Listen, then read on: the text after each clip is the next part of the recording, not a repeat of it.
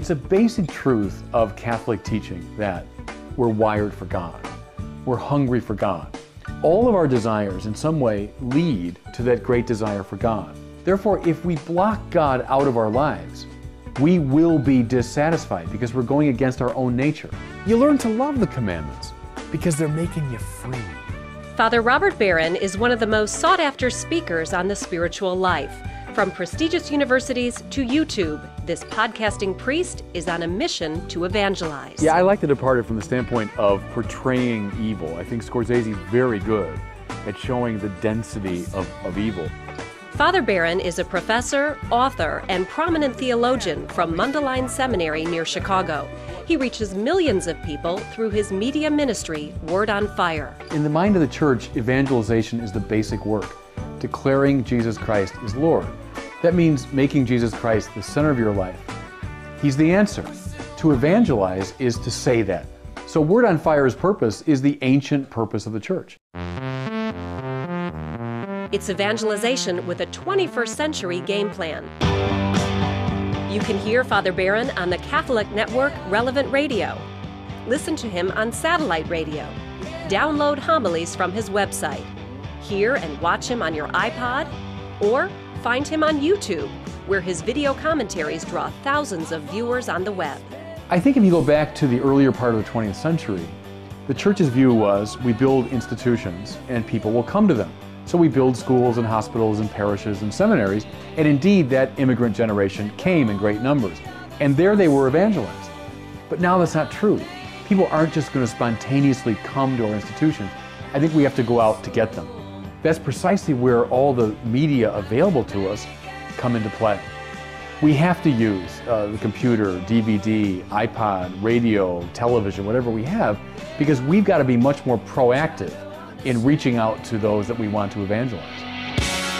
And now we can reach out to support the innovative projects of one of the world's great teachers of Catholicism when the Church needs it the most. I am convinced that an awful lot of younger people were not well catechized.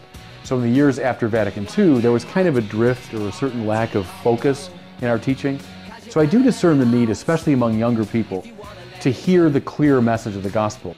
Father Barron proclaims the gospel through compelling new media and plans to produce more. His DVDs are broadcast on the Eternal Word television network to 44 million viewers. Also, Catholics who have attended events by the Reverend Billy Graham have received copies of Father Barron's DVDs, which are also used by schools and parishes nationwide. The response is strong. People are coming into or back to the Church at a time when others feel helpless or hopeless. That's why evangelization is not a luxury, it's a necessity. It's like bread, it's like water, it's this essential element you need to feed your spiritual life. When the Lord said, we do not live by bread alone, but by every word that comes from the mouth of God, that's what it means. You can be filled up with all the bread of the world, but you don't have the bread of life, you won't be satisfied. Oh, Jesus said, I've come that you might have life and have it to the full. Father Barron's ministry follows the example of Archbishop Fulton Sheen, a pioneer who became a familiar voice of the Church in the early days of broadcasting. Then after Fulton Sheen, we kind of dropped the ball, and the Protestant churches really ran with it. They used the media very creatively. So it's always bothered me that we Catholics who led the way have fallen behind. Father Barron wants Catholics back in the race. Now he's embarking on his most ambitious production to date, a landmark documentary series for television, DVD, and the internet. It will be an essential collection for every home, church, and university. One thing I'm very excited about is this project I call the Catholicism Project. Catholicism is a world religion, it spans the globe. One of the great memories I have is Easter Sunday. I was distributing communion at St. Peter's, and I came out from St. Peter's and looked out at this sea of people. And what it was an image of the international church. There's everybody under the sun. I'd like to show this Catholicism Project to demonstrate the world-spanning quality of Catholicism. Secondly, Catholicism is a very visual religion. We're not just about the word, we're about sacrament, sign, color, art, architecture. We're a visual religion. Therefore, it's perfect to use video to use visual media to explain the Catholic faith.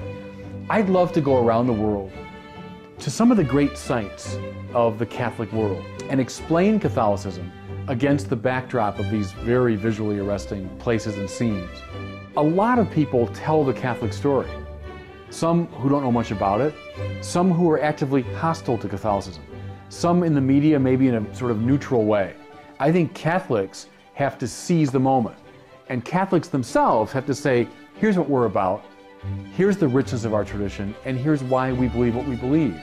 Because if we don't tell the story, somebody else will. Nature abhors a vacuum. Someone will come in and start explaining what we're about. We need to tell the story.